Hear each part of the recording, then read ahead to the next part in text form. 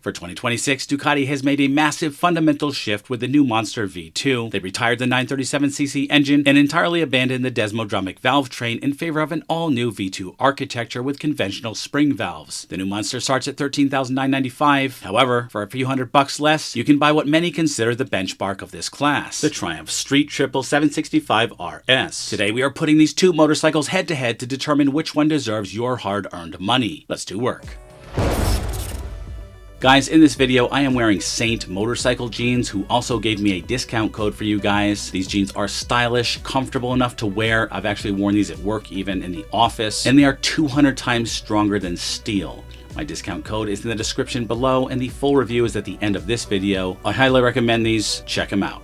Let us examine the power plants, as this is where the engineering philosophies completely diverge. Ducati is using their brand new 890cc liquid-cooled V2. Because they switched to conventional spring valves, they also integrated an intake variable timing system to optimize power across the rev range. It produces 111 horsepower at 9,000 RPM and 67 pound-feet of torque at 7,250 RPM. What matters on the street is how that power is delivered. Ducati states that 70% of that torque is available as low as 3,000 RPM, which is a recipe for fun. Triumph takes a different approach. The Street Triple RS uses a 765cc inline 3-cylinder engine derived heavily from their Moto2 racing program. It produces a substantial 128 horsepower at 12,000 RPM and 59 pound-feet of torque at 9,500 RPM. The Triumph will outpace the Ducati on a long straightaway. It makes 17 more horsepower and loves to live high in the rev range, but the Ducati funnily generates 8 more pound-feet of torque, significantly lower in the power band, making it highly effective for stop-and-go traffic and tight canyon exits, as well as all-around fun. You have to decide if you want low-end punch or top-end rush. The Ducati also carries much of that torque up into the red line, so for my taste, you're going to have more fun with more torque across a more usable RPM range.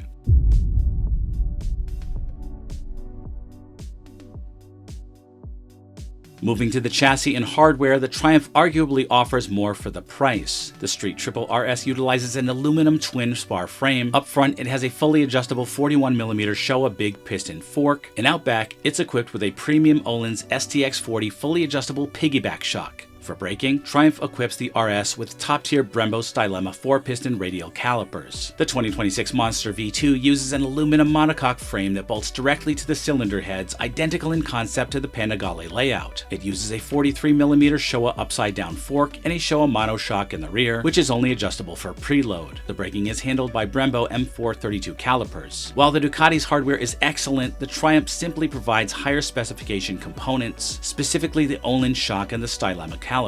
However, the Ducati has a slight weight advantage. The Street Triple 765 RS carries a wet weight of 414 pounds, fully fueled and ready to ride. Ducati lists the Monster V2 at 386 pounds without fuel. However, once you fill the 3.7-gallon tank, the Monster V2's true wet weight sits around 409 pounds. That gives the Ducati a modest 5-pound advantage on the road. From an ergonomic standpoint, the Ducati is slightly more accessible. The Monster V2 has a standard seat height of 32.1 inches, and with a lowering kit, it can drop to 30.5 inches. The Triumph sits higher at 32.9 inches. Both motorcycles feature 5-inch TFT displays and comprehensive 6-axis IMUs. The Monster includes cornering ABS, lean-sensitive traction control, wheelie control, and the new Ducati Quick Shift 2.0 system. It offers 4 riding modes: Sport, Road, Urban, and Wet. The Triumph matches this with its own optimized cornering ABS, switchable traction control, front wheel lift control, and a Triumph Shift Assist up and down quick shifter. The Triumph also adds a dedicated track mode with a lap timer, catering directly to riders who plan to frequent track days. Both electronic packages are incredibly refined and offer seamless intervention, as you would expect from premium manufacturers. Looking at the styling, these two motorcycles present very different visual philosophies, and for me,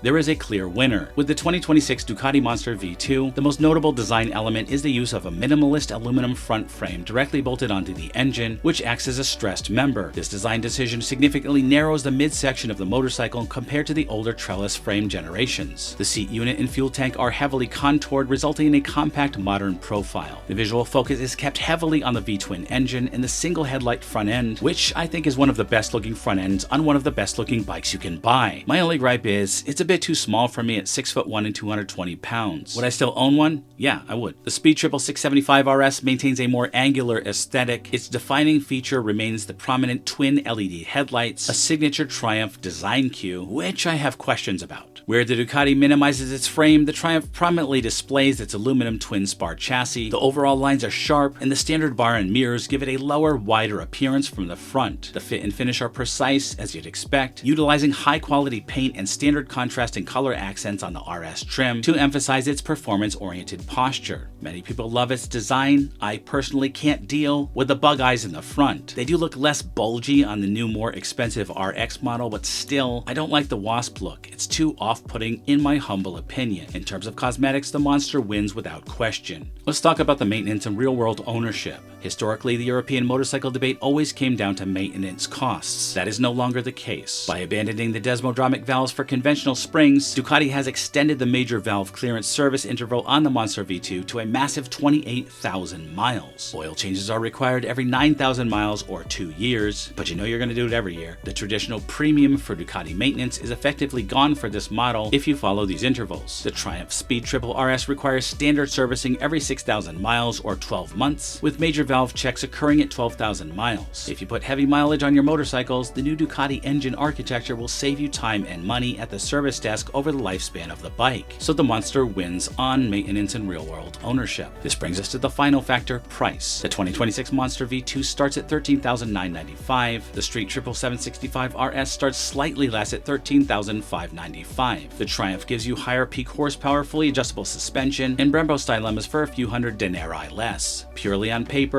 the Street Triple RS is the better financial proposition, but motorcycles are rarely purchased on paper alone. The Monster V2 provides that distinct low-end V-twin torque, a remarkably low curb weight, and a massive 28,000-mile valve service interval. It's a highly practical machine built specifically for the street. Both are exceptional motorcycles, there's no doubt about that. The decision comes down to your riding style and hardware priorities. Would you take these slightly better components on the Triple, or the Ducati style, character, and culture of the Monster? Personally, I'd go with the latter. I'm just a sucker for Ducati design. I think the bike's beautiful, reasonably priced, sounds great with an aftermarket system, it's so nimble and powerful at this weight, it looks beautiful, and that's why I'd recommend the Monster. Drop a comment below and tell me which one you would put in your garage and why. As always, ride safe and always remember the motto, bark less, wag more, and always be kinder than necessary. I'll see you in the next one.